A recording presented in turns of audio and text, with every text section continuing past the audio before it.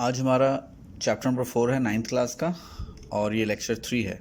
इसमें हम एक्सरसाइज 4.1 करेंगे।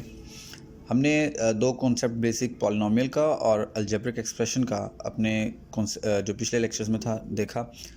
यहाँ पे हमें उन्हीं को आगे लेके चलना है। फर्स्ट क्वेश्चन है हमारे पास जिसमें उसने कहा हुआ है कि आपने बताना है कि गिवन एक्सप्रेशंस आर पॉलिनोमियल और नॉट। क्या ये जो दी हुई एक्सप्रेशंस हैं यहाँ पे हम लोग देख लेते हैं, ये चार एक्सप्रेशन पॉलिनोमियल हैं या नहीं हैं। तो पॉलिनोमियल का कॉन्सेप्ट हमने देखा था कि जो वेरिएबल है उसकी पावर एक तो पॉजिटिव होनी चाहिए और दूसरा ये कि फ्रैक्शन में ना हो, पी ओवर क्यू की फॉर्म में, पॉइंट्स की फॉर्म में ना हो। तो पहली जो आपके पास पहला पार्ट है इसका, उसमें हम देखते हैं 3x²। ठीक है, इसमें कोई मसला नहीं। लेकिन जैसे ही हम लोग अगली टर्म की बात करते हैं 1/x, तो इसको अगर हम लोग लिखेंगे तो ये यूँ भी लिखा जा सकता है x-1, क्योंकि x जो है ऊपर जाके पावर -1 हो जाता है। तो हमने जैसे ही ये देखा तो हमें फ़ौरन पता लग गया कि ये वाली एक्सप्रेशन जो है पॉलिनोमियल नहीं, क्योंकि इसके अंदर वेरिएबल की पावर जो है वो नेगेटिव हो रही है।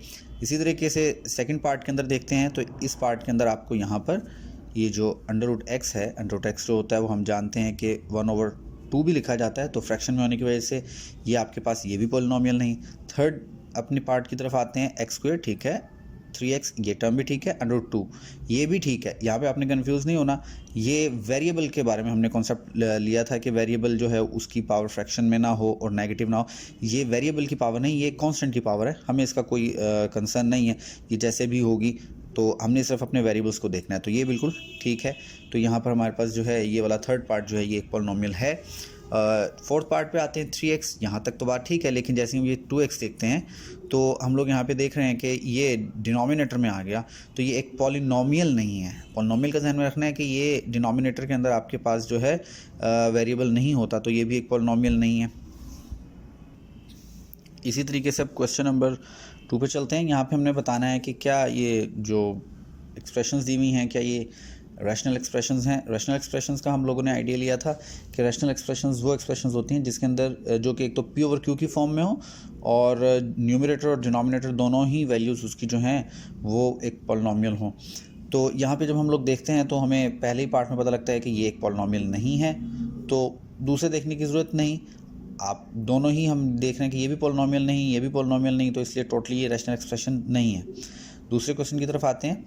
यहाँ पे हमारे पास ये टर्म और ये तीनों टर्म्स जो हैं पॉलिनोमियल के ऊपर पूरा उतरती हैं, तो ये ऊपर वाली जो आपके पास जो है एक्सप्रेशन वो तो एक पॉलिनोमियल है। अब डिनोमिनेटर के अंदर देख लेते हैं। डिनोमिनेटर के अंदर भी हमारे पास जो पावर है देख लिए, x की पावर 2 है, यहाँ पे x की पावर 1 है, तो ये वाला जो क्वेश्चन है ये एक रैशनल एक्सप्रेशन है। इसी तरीके से तीसरे पे आते हैं, तो यहाँ पे हमारे पास फिर जो है अंडर रूट के अंदर आ गई वैल्यू, आपके पास वेरिएबल जो है वो अंडर रूट के अंदर आ गया, तो ये जो है ये भी रैशनल एक्सप्रेशन नहीं है। इसी तरीके से फोर्थ क्वेश्चन में आते हैं, तो यहाँ पे ये भी पॉलिनोमियल है और ये भी पॉलिनोमियल है, तो आपके पास जो है ये वाला पार्ट और ये वाला पार्ट जो है ये दोनों जो है रैशनल एक्सप्रेशन होंगे।